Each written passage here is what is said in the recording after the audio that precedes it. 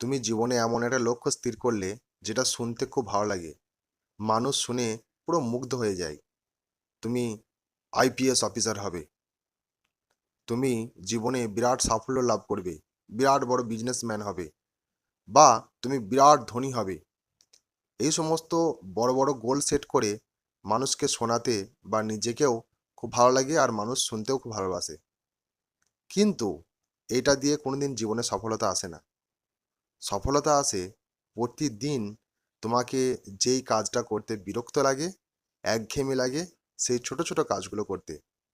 যেমন উদাহরণ সহযোগে বলা যেতে পারে, তোমায় পড়তে ভালো লাগে না, বাট তোমাকে পড়তে হবে।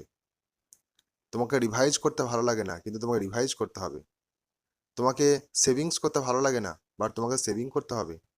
সব কিছু কিনে নেবো, সব কিছু অর্ডার দিয়ে দেবো অনলাইনে, আর দিয়ে তুমি ধনী হবে, এরকম হবে না।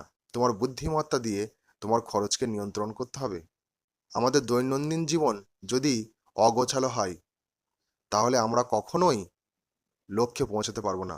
তুমি যত বড়ই গোল সেট করো, তুমি সে জায়গাতে কখনোই পৌঁছাতে পারবে না। তুমি কি মেসেজটা বুঝতে পেরেছো? যদি মেসেজটা বুঝতে পারো, তাহলে অবশ্যই লাইক দেবে এবং বন্ধুদের মধ্যে শেয়ার করে দেবে।